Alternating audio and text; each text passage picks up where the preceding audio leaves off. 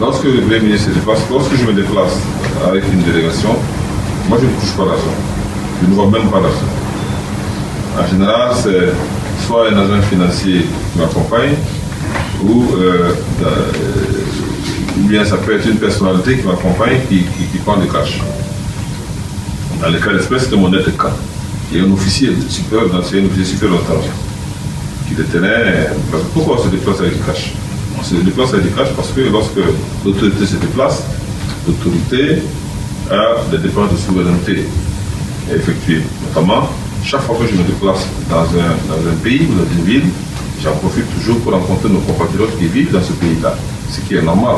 Il faut rencontrer nos compatriotes, leur apporter des informations, et s'enquérir des conditions de vie et des problèmes qu'ils rencontrent dans ce pays, etc., etc.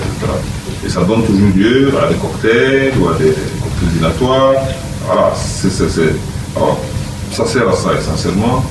Ça sert également à financer les frais d'hôtellerie et de restauration, puisqu'il faut payer les chambres d'hôtel, les restaurants, etc. Alors, cet argent sert à ça. Vous allez me dire pourquoi vous ne voyagez pas avec des cartes de voyage et des cartes de crédit. Premièrement, le principe de centralisation des aides qui fait que le trésor ne peut pas avoir de compte à l'étranger. Et deuxièmement, la limite à la sortie de cash qui est limitée à 2 millions, y compris les sommes qui sont sur les cartes de paiement. Voilà, donc c'est ça qui fait que c'est pas possible. Mais il y a une tolérance pour les délégations officielles, notamment lorsqu'elles sont conduites par les chefs d'État ou le Premier ministre. Et c'est en fait de ça que nous avons pu sortir de l'argent. Mais ce qui s'est passé, c'est quoi? Lorsque nous sommes arrivés à Taïwan, mon directeur de cabinet, il est ici présent, il est venu me trouver dans ma chambre. Il me dit, il y a un problème. Je dis, qu'est-ce qu'il y a? Il dit, dès que dit qu'il a perdu l'argent dans la chambre. Il a perdu l'argent qu'il avait tout porté sur lui. Je dis, comment ça? Bon, donc je voyais qu'il y avait des réactions émotives qui commençaient à se manifester. Mais en tant que chef de délégation, j'ai fermé le jeu, j'ai dit à tout le monde d'aller se reposer. Il y avait 2 ministres qui m'accompagnaient, mon directeur de cabinet et une personne. Et là, le même matin, j'ai appelé le directeur de cabinet de prendre la tâche avec Ouagadougou et de prendre des dispositions pour pouvoir nous faire parvenir des fonds par d'autres moyens. C'est ce que nous avons essayé de faire. Et je n'en ai parlé à personne, à part mon directeur de cabinet, jusqu'au retour ici. À personne. Maintenant,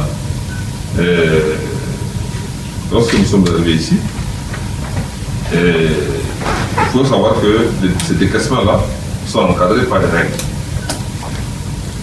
Quiconque va prendre de l'argent au trésor pour accompagner une autorité en mission, on te prévient que ta responsabilité pécuniaire personnelle est engagée.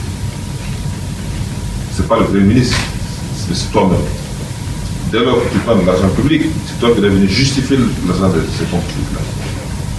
Avec les factures, même si c'est un pourboire que vous avez donné dans un hôtel ou bien dans un restaurant, il faut que la facture soit là pour étayer les décomptes que vous allez faire. S'il manque 1 centime, vous devez faire le verser. C'est ça que les règles demandent. C'est la même chose que les comptables publics. Vous savez que les comptables publics sont astreints à un cautionnement. Ils doivent faire un dépôt de cautionnement pour garantir les fonds qu'ils gèrent. C'est la même chose. Donc, si on applique les règles stricto sensu, c'est mon aide de camp qui doit payer. Ce n'est pas le Premier ministre. Parce que le Premier ministre ne voit pas l'argent. Voilà.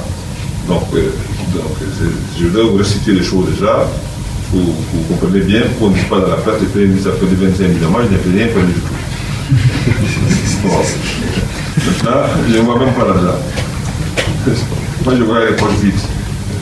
Voilà.